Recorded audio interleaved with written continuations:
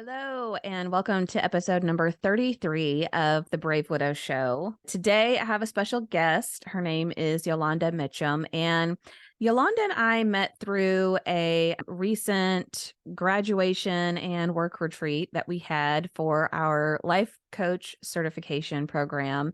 And Yolanda is just really a beautiful person. She also has had experience with grief, although it was loss, not of her spouse, but of her daughter.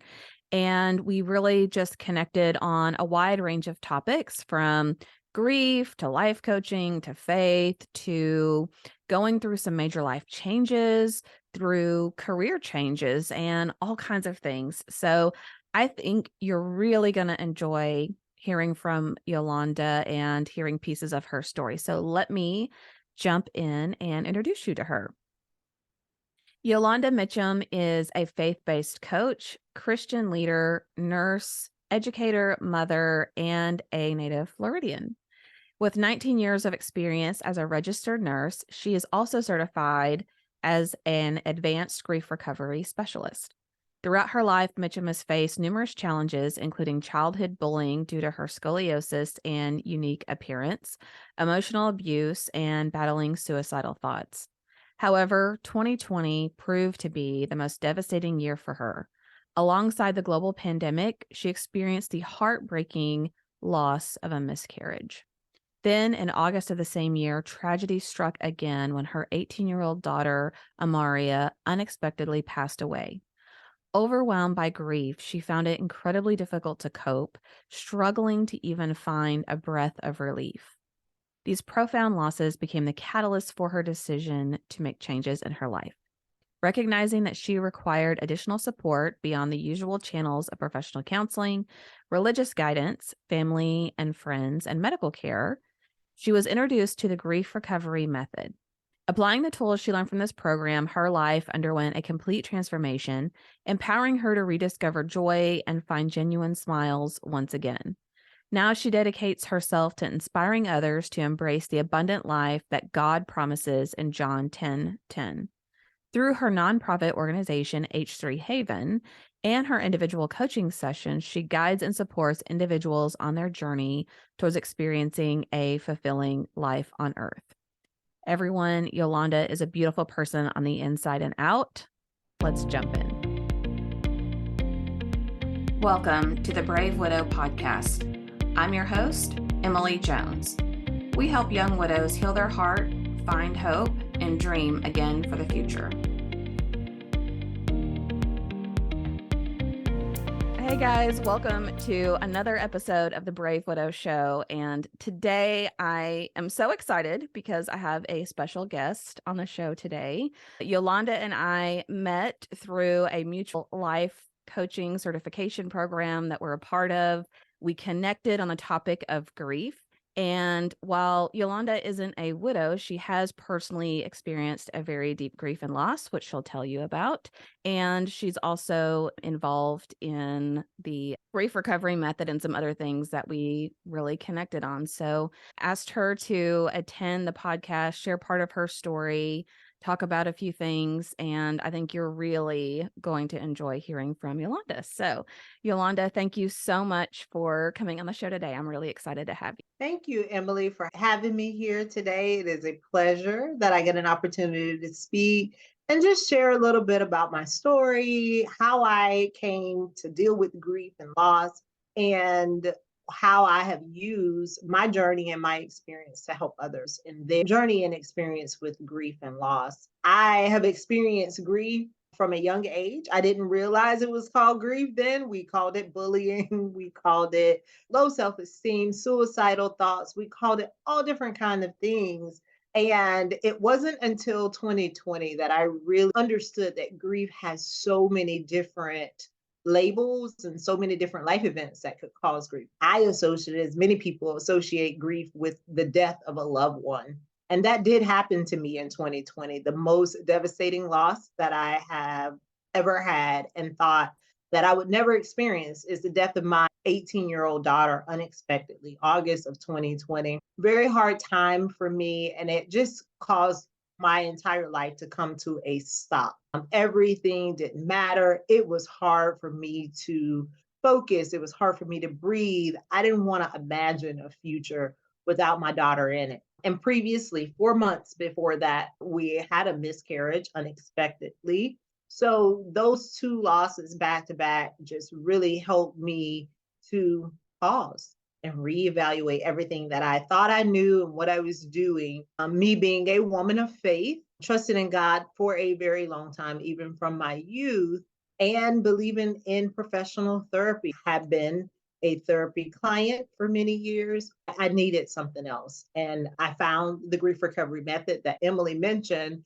And it really changed my outlook on life. It helped me to go back and deal with things that happened to me when I was a young lady and helped me understand the choices that I was making in life and how I had the wrong tools. And on that journey, me being educated, having faith, and understanding therapy, I just knew if I didn't have these tools and I didn't know that these things were available, there were so many other people that could be impacted in a positive way by obtaining these tools. So I was inspired and start a nonprofit organization called H3 Haven. Stands for Health, Hope, and Healing Haven, and being a safe place where people can come, take their mask off, be real about what they're really feeling, what they're dealing with, so that they can move forward in a healthy manner. So that's a little bit about how I put all my losses and all my experience into one bucket and dealt with them. I got real. And then I now help other people with their grief. Oh, that is so awesome. And I know just from the few days we spent together, you have such a beautiful heart and a desire to help other people. But this is a very different path than what you did before the loss that you experienced. So I think people would be interested to know maybe what you did prior. And then in your grief, as you suffered the horrible loss of your daughter, what inspired you to give back to other people to help make a difference in someone else's life when I'm sure there are times that you felt like you were drowning, you felt like there was no point for the future. There's a lot of similarities of pain and loss in that. So, do you mind to share a little bit about that? Absolutely. So I am a healthcare provider. I've been a registered nurse for 19 years and I love what I did. I went to college for nursing immediately after high school. And my mission at that point was to share God's love with the world, one person at a time. And I had the honor and opportunity to do that. I impacted patients in different modalities of healthcare.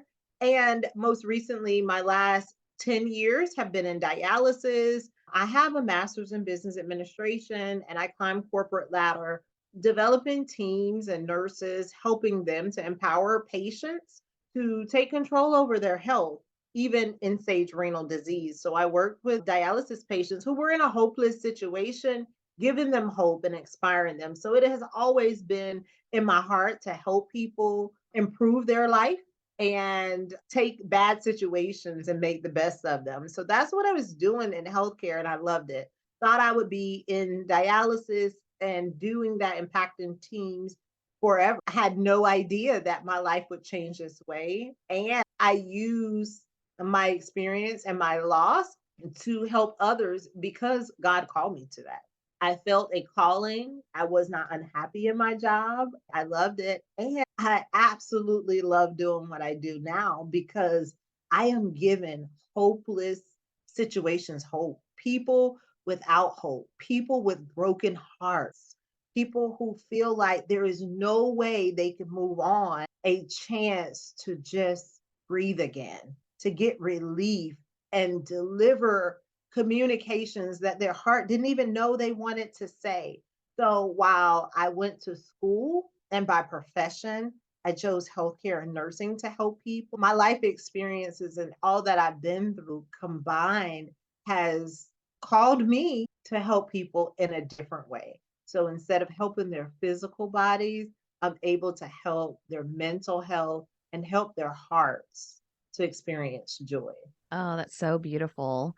And I'm curious, as I know, especially people who are early on in their loss, that's really hard for them to fathom that they'll be able to find any kind of hope or joy or move forward. So I'm curious, as you share your story with the groups that you work with and as you help people move through their grief, do you find that it's easier to tell your story? Do you find that it brings up a lot of challenging or difficult memories and so it's hard to help other people, or do you find how do you find that you feel as you're trying to help other people through their own grief journey?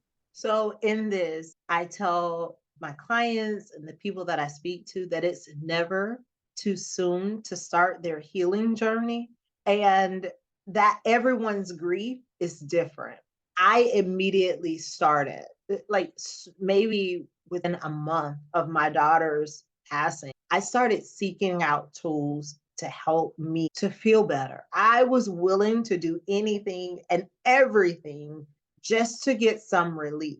And I have worked with clients who experienced the loss of a child or a significant loss 10 years ago, 20 years ago, and it takes time for them to get to the place. Some people can't speak their loved one's name for months and years after they pass away. So, before I answer that question for me personally, I just want to say that wherever you are, it is okay and it's natural and normal for you to feel the way you are. But as for me, it brings me joy to talk about my daughter. It brings me joy when I hear other people talk about her and her life and the impact that they had. So I get joy out of speaking from her. And that could be because I've done the work to deal with the relationship that I've had and my emotions and feelings associated with it. I still get sad. I still feel lost sometimes, depending on what's going on. Graduation season is here now. She was 18 and in her first year of college, she graduated when she was 17. So she had completed a year of college by the time she passed away. And I still remember those moments of prom and graduation. She has friends that are having babies now.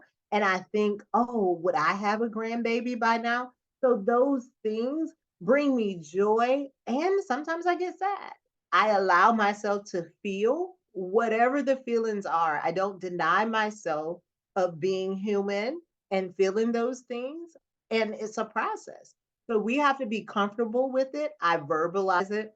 I have a haven of loved ones that listen to what I have to say about her. They talk about her. I may post on social media about her. So everyone is different. But for me, if my story could bring hope and light to someone, it would be robbery not to share it. And I honor her by sharing her story, my story, and the journey that I have been on. Yeah. Wow. I couldn't have agreed more. I think about my first month or two of maybe it's that same ambition and drive we have in the workplace where it's order all the books, get the therapy, do this, do that. Like we're going to move through this healing process as fast as possible. And I scoured all sorts of different Facebook groups, just trying to learn like what to expect. What were other people saying? Am I crazy? Am I the only one who feels this way? I talked with other people who'd gone through the process of losing a loved one, the process of losing a spouse. And I found, even though I was only 2 or 3 months out, that I could still help the person who was 1 month out or 1 week out, or who had questions about even where I was, or even what I knew other people were saying. And it really, for me, I think was helpful to feel like that in some very small way, I could possibly help someone else through that loss. Because I agree. If I did not help someone else through that horrific, painful process, it felt like a waste. Like I just went through all of that and nothing good came back out of it. So I definitely resonate with that. And telling the story, for those of you that still have a hard time doing that, I think it does get easier over time. I can typically tell the story with fewer and fewer tears each time. When I first started recording these podcasts, I had to start and stop so many times because I'd just be bawling trying to get the words out because all the feelings would come back up. And sometimes I do still get teary eyed. I've got the box of Kleenexes right over here. But for the most part, yeah, she's holding up the Kleenex. For the most part, it does get easier. So now, Yolanda, are you 3 years out, almost 3 years out from having lost your daughter? What would you tell people to expect maybe in that first year or 2 years of grieving compared to maybe where you are now? Well, then and now, give yourself grace. Allow yourself the grace to feel whatever it is that you feel. If you want to cry, and find someone that you can talk to share what your feelings are. How do you want to honor their life? What do you want to do? If you want to do nothing, that's okay. And don't compare. Do not compare your journey and how you feel with someone else, and don't allow anyone else to tell you how you should feel. Everyone's relationship with loss and their loved one is different. So try not to compare yourself to someone else. How I dealt with it may not be the best way for you to deal with it in your situation. And I just feel like it doesn't matter how much time it is. I have done a lot of work with my heart, with my relationship, seeking help. I have a life coach, I've had one, I've had a therapist and a grief recovery method specialist during that time within the first few months of my daughter's passing because I wanted to feel better. I wanted to heal properly and not just go through the motion because we can have a Academy Award performance that everything is okay, and then at home when we're all alone, we're really struggling. I think we have to be honest with where we are and know that it's okay for you to struggle. If you are, find the resources and tools that you can get so you can find your healing and your joy the way the best honor your loved one. Yeah, that's such a great point that I really want to make sure everyone hears and understands that you have to be proactive in your healing journey. Time on its own doesn't magically heal wounds. You heard Yolanda mention that people can be in deep grief for many years, and some people really try to suppress their feelings and avoid grief or engage in behaviors that really delay the healing process. So, if you haven't involved yourself in proactive healing, whether it's therapy or life coaching or a support group or something, if not all the things, then I highly encourage you to do that. So, Yolanda, one of the questions that I get not often, but occasionally is being a woman of faith, and I know that you are as well, is how did your faith help you or not as part of your healing process? So, personally, my faith helped me because I believe that all things work together for the good of those that love God. And in every situation, you can find God if you look for Him. I believe that He aligned and sent the right people at the right time with the right message for me to find what I need. I found out about grief recovery because a stranger reached out to me on social media because she had lost a child, because she understood her pain was great when she went through it. So she reached out to me and we talked. She was just being genuinely concerned and showing love to another mother who had lost her child. And she told me what helped her. She had tried everything, and what helped her the most, she shared it with me and referred me to her specialist, and I work with it. It changed my life. So I feel like the things that we do helps us, and our faith brings the things together. And I have heard so many people, and I want to say the contrast of what I just said, so many people have been hurt through, I'm not going to say their faith, but through religious organization in their loss because they compare. They have scriptures and they believe that we should cast our cares on God, for He cares for us, that He will never put more on us than we can bear. That's debatable because I don't think that loss and bad things come from God. The Bible says that every good and perfect gift comes from God. And if it's death and that's not good and perfect, then that didn't come from God. That's my personal belief and conviction. So some people misinterpret scriptures and they hear scriptures and they feel like I should have this or I should have that. And if I'm depressed or if I'm sad, then I'm not praying enough or I don't have enough word in me or I'm not doing something right. So they then draw away from the religious organizations and the people in the religious organization. They feel left behind because, yes, they're supportive for that first week. They're bringing you food, they're doing this, but they go on with your life and you're stuck there mourning the loss of your loved ones, trying to figure out how or why I don't feel like the preacher says I should feel. I mean, I didn't want to hear that my daughter was in a better place. I didn't want to hear that I'm going to see her again. Yes, that is my faith. And it did not help me. That did not help me. I want my daughter here now. You're so strong. Oh my God, the strength that you have. That's true. I do have strength. The joy of the Lord is my strength. And I have to move on because I have another child that's dependent on me. And I don't feel strong. Let me be weak. So sometimes the things that we hear, the things that people say to us in church or the religious organization is not helpful and it can cause more harm.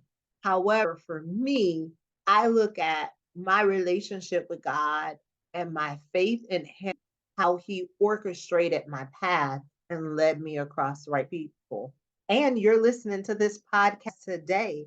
There is hope, there is joy, there is love after a loss, and you can experience that. So if you have been hurt by scriptures or things that people have said, I want to apologize to you for that because that in itself is not the will of God. And that's not a good and perfect gift.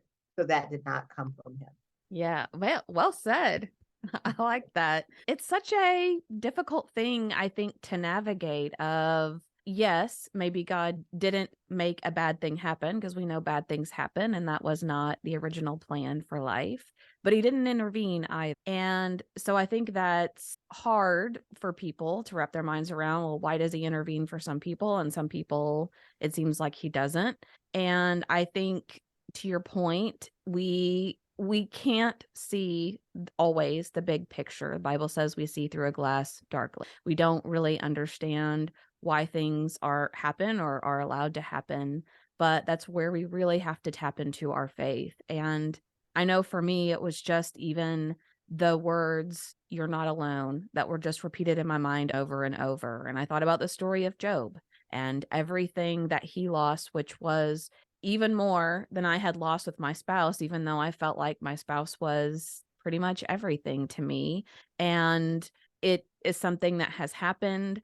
I know that God ultimately wants the best for me. I have to have faith that's going to come to fruition, even though I can't fathom what that looks like in my future. But I know ultimately that's part of having faith is believing when things really don't make sense. And that's a really difficult topic, I think, for people to navigate. But all right. Well, any final thoughts that you have for people in dealing with grief or anything that maybe they should avoid or do more of that would be really helpful? So I do want to go back to the difficulty, and people say, why do bad things happen to good people? He didn't cause it and he didn't intervene. It's a sticky conversation and it's hard to fathom because his ways are far greater. And had my daughter not died, in 2020, I would not be on the journey and path that I am on now. I would not have been able to impact and help all the people that I have helped because I would have been focused on my career and working in nursing. I'm not sure why it had to happen. I joke, I have a sense of humor and I share whatever I want to share. I just talk to God like I'm talking to you. And I was like, okay, you write my story, but what were you thinking when you put this part in here? Because I kind of like my kid. She was nice. I know she's been with me all of my adult life. I don't understand, even to this day, why she is not here. Yet I accept and I choose to make something beautiful out of that. Pain in this life is inevitable. We can't avoid it. Unfortunately, that kind of got us in the Garden of Eden when sin entered in. So we can't go through this life without pain. We're going to experience some sort of pain at some point, but we don't have to suffer in our pain. We don't have to suffer in our loss. Our life coach says that's a choice. And we get to choose how long we stay buried in grief or if we choose to seek out the resources and tools that are available. So I just wanted to add that in there that we do have choices in the matter even after unfortunate situations happen. What would I say to add to everything that we have shared? I have the nonprofit organization with tools and resources there. There's a free ebook that can be downloaded where you can get some tips to help you with dealing with loss of any kind. And don't feel like you have to be strong. And I heard, Emily, you mentioned you kept reminding yourself that you are not alone. You are not alone. Oftentimes we grieve alone. So just be sure that you find a safe place, people that you can trust that will listen to you and hear you out, even cry with you. Yeah, definitely. So maybe remind everyone of where they can find you if they want to learn more about you or more about H3 Haven, or they'd like to download some of the free ebook that you have. Just maybe remind everyone of where they can go for that. You can go to H3, the number 3, Haven, HAVEN.org, and you can go around there. There's resources on there. You can also find the grief ebook. I'll also make it available so that you can share it with this podcast. And I am on social media, Facebook and Instagram. My name is Yolanda Mitchum. You can follow my personal page or the H3 Haven.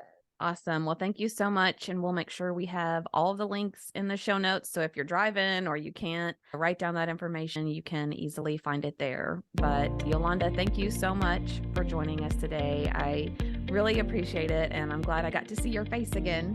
Thank you, Emily. It was a pleasure. Thank you for having me.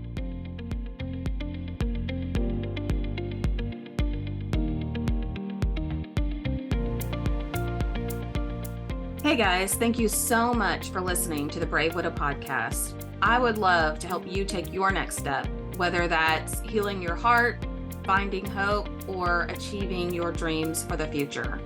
Do you need a safe space to connect with other like-minded widows? Do you wish you had how-tos for getting through the next steps in your journey, organizing your life, or moving through grief? What about live calls where you get answers to your burning questions? The Brave Widow membership community is just what you need. Inside, you'll find courses to help guide you, a community of other widows to connect with, live coaching and Q&A calls, and small group coaching where you can work on what matters most to you. Learn how to heal your heart, find hope, reclaim joy, and dream again for the future. It is possible. Head on over to bravewidow.com to learn more.